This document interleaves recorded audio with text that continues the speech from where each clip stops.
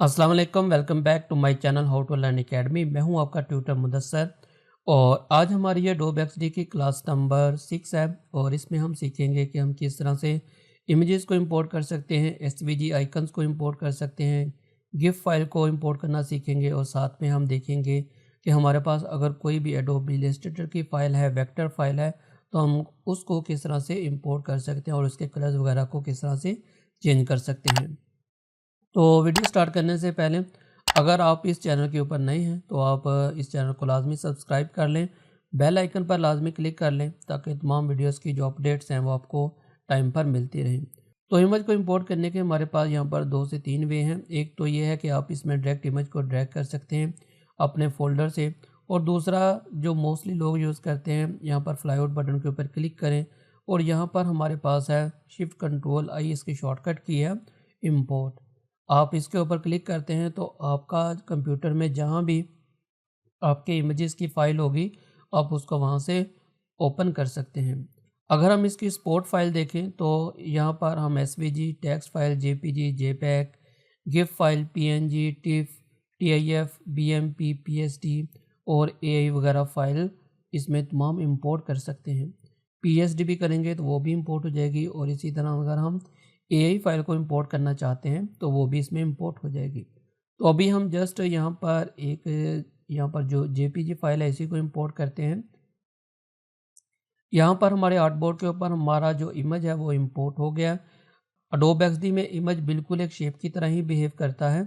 जब हमने शेप्स के बारे में देखा था तो आपको पता है कि हम रेक्टेंगल टूल को सेलेक्ट करते हुए यहाँ पर इसके जो कॉर्नर्स हैं इनको राउंड करते थे। सेम इसी तरह हम अपने इमेजेस के अगर कॉर्नर्स को राउंड करना चाहते हैं तो आप यहाँ पर इसको भी कर सकते हैं राउंड में, और अगर आप इसको रीसाइज वगैरह करना चाह रहे हैं तो आप इसको रीसाइज वगैरह भी कर सकते हैं।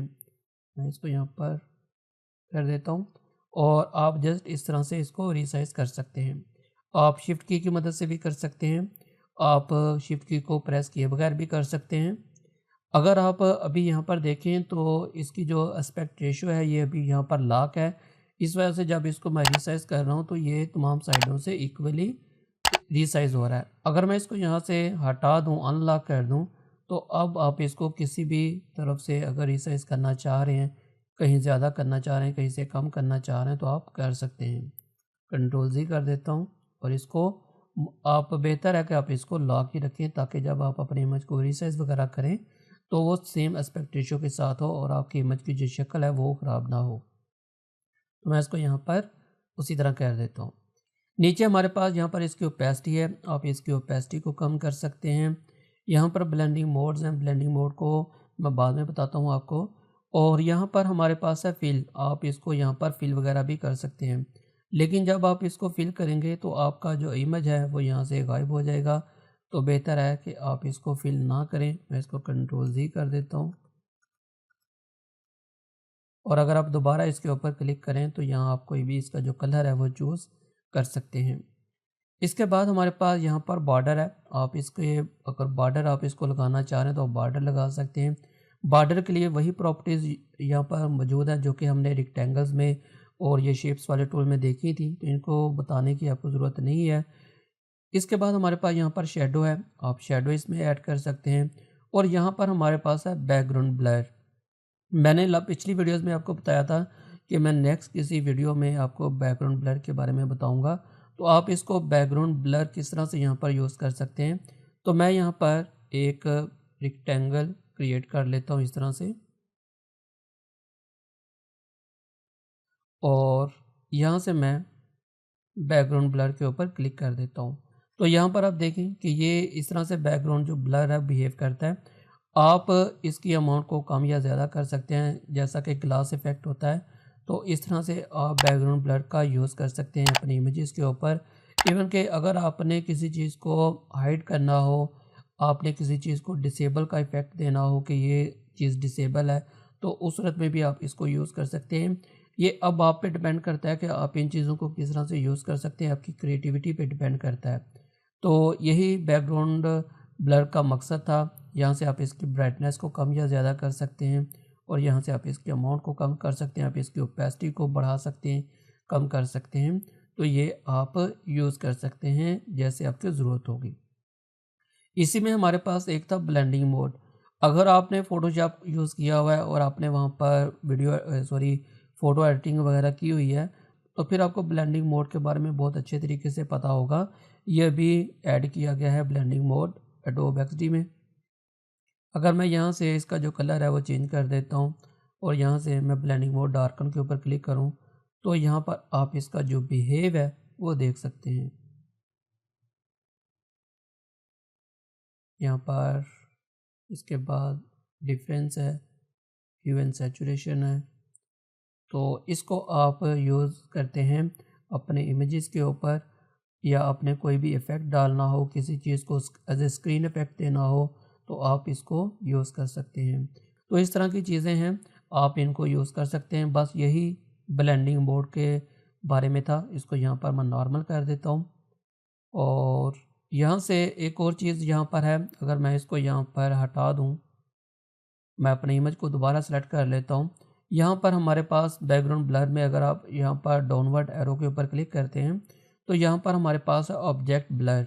जब आप इसके ऊपर क्लिक करते हैं तो आप अपने इमेज को डायरेक्ट ब्लर कर सकते हैं।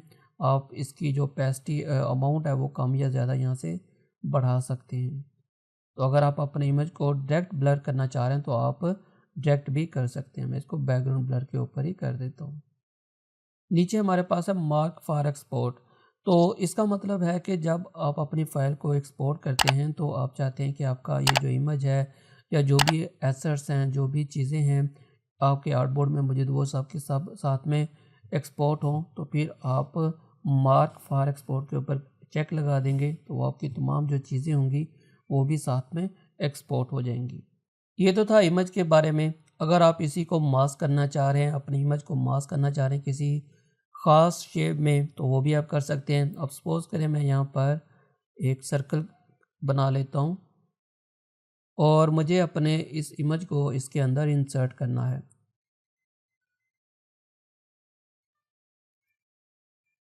तो मैं दोनों को सेलेक्ट करूँगा और राइट क्लिक करूँगा और यहाँ पर हमारे पास है मास्क विद शेप। आप इसके ऊपर क्लिक कर दें तो इमेज इसमें मास्क हो गया। आपका जो भी इमेज होगा आपकी शेप के अंदर मास्क हो जाएगा। अब आप इसको कहीं भी मूव कर सकते हैं। अगर आप इसका जो साइज़ है कम या ज़्यादा करना चाह रहे हैं, आप वो भी कर सकते हैं। अब अगर आप किसी भी टाइम अपने इस इमेज को जो इसके अंदर है उसको एडिट करना चाह रहे हैं, डबल क्लिक करें इसके ऊपर और इसकी अगर आप पोजीशन वगैरह चेंज करना चाह रहे हैं, आप इसका साइज़ ज़्यादा करना चाह रहे हैं, तो आप वो भी कर सकते हैं। और इसके अलावा अगर आप अपने इस इलिप्स का जो साइज़ है वो कम या ज़्यादा करना चाहते हैं, तो आप वो भी कर सकते हैं। तो यहाँ से आप इसका जो साइज़ है वो ज़्यादा कर सकते हैं। आप अपने इलिप्स को कहीं भी मूव कर सकते हैं और अगर आप बाहर आर्टबोर्ड के ऊपर डबल क्लिक करेंगे तो ये दोबारा इसमें मास्क हो जाएगा। यही चीज़ अगर आप यहाँ पर लेयर्स में आ जाएँ, लेयर्स के ऊपर क्लिक करें, तो यहाँ पर अगर मैं इसको सेलेक्ट करूँ तो हमारे पास यहाँ पर भी ये इलिप्स मौजूद है। आप इस इलिप्स को सेलेक्ट करें और आप इसको यहाँ से भी कम या ज़्यादा कर सकते हैं। कंट्रोल ज़ी करता हूँ, शिफ्ट की मदद से आप इसको कम या ज़्यादा करें ताकि सेम रेशो के साथ हो। और इसी तरह आप अपने इस इमेज वगैरह को भी चेंज कर सकते हैं। और अगर आप अपने इस मास्क को ख़त्म करना चाह रहे हैं तो जस्ट इसके ऊपर राइट क्लिक करें और यहाँ से आप कर दें अनग्रुप मास्क। तो ये जो आपका मास्क है ये ख़त्म हो जाएगा।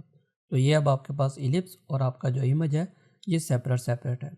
तो ये था मास्क के बारे में। अब हम देखते हैं कि हमारे पास अगर कोई भी एसवीजी आइकन है, क्योंकि जब हम एप्लीकेशंस या वेब के डिज़ाइन बनाते हैं तो हमें आइकन्स की बहुत ज़्यादा ज़रूरत पड़ती है। वो हम किस तरह से इसमें इंपोर्ट कर सकते हैं। तो मैं दोबारा से इसी में जाऊंगा और यहाँ से मैं करूँगा इंपोर्ट। तो यहाँ पर मेरे पास 3 आइकन मौजूद है। मैं सर्च वाले या यूज़र को यहाँ पर इंपोर्ट कर लेता हूँ। तो ये हमारा जो यूज़र वाला आइकन था यहाँ पर इंपोर्ट हो गया और आप इसको बिल्कुल एडिट कर सकते हैं। आप इसका कलर वगैरह चेंज कर सकते हैं, कोई भी अगर आप कलर रखना चाहते हैं। और अगर मैं इसको यहाँ पर जूम करूँ तो ये वेक्टर है। आप इसको जितना मर्ज़ी इसका जो साइज़ है वो इंक्रीज़ कर लें, जितना मर्ज़ी साइज़ आप इसका डिक्रीज़ कर लें, इसको कोई भी प्रॉब्लम नहीं होगी।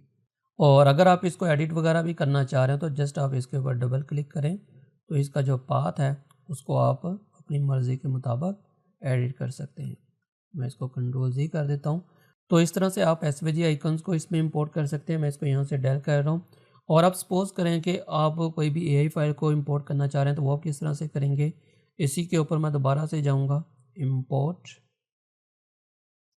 और इसी में मेरे पास एक AI फाइल है, तो मैं इसी आइकन्स को यहाँ पर इंपोर्ट कर लेता हूँ। तो ये AI फाइल यहाँ पर इंपोर्ट हो गई है, और इसमें से आप कोई भी आइकन यूज़ कर सकते हैं और इसको आप अपने प्रोजेक्ट्स में यूज़ कर सकते हैं। अगर आप इसका कलर वगैरह चेंज करना चाह रहे हैं, अगर आप इसमें से कोई भी आइकन चूज़ करते हैं, फॉर एग्जांपल मैं इस कैमरा आइकन को यूज़ करना चाह रहा हूँ, मैं इसके ऊपर डबल क्लिक करूँगा और आप इसका यहाँ से कलर वगैरह कोई भी चेंज कर सकते हैं। और यहाँ पर आपके पास ये ग्रुप है, ये आर्टबोर्ड में जितने भी ये जो आपके आइकन्स हैं ये सब के सब यहाँ पर ग्रुप मौजूद हैं। आप इनके कोई भी अगर आप ग्रुप यहाँ से सेपरेट करना चाह रहे हैं, कॉपी करना चाह रहे हैं, आप जस्ट उसको सिलेक्ट करें और कॉपी करके अपने प्रोजेक्ट में यूज़ कर लें। तो इस तरह से आप इमेजेस को यूज़ कर सकते हैं, आइकन्स को यूज़ कर सकते हैं, SVG आइकन्स को यूज़ कर सकते हैं, मास्क कर सकते हैं। तो ये थी हमारी आज की वीडियो जिसमें हमने इमेजेस के बारे में देखा। Thank you so much for watching. अपना और अपने प्यारों का ख्याल रखिएगा। मिलते हैं नेक्स्ट वीडियो में, तब तक के लिए अल्लाह हाफिज़।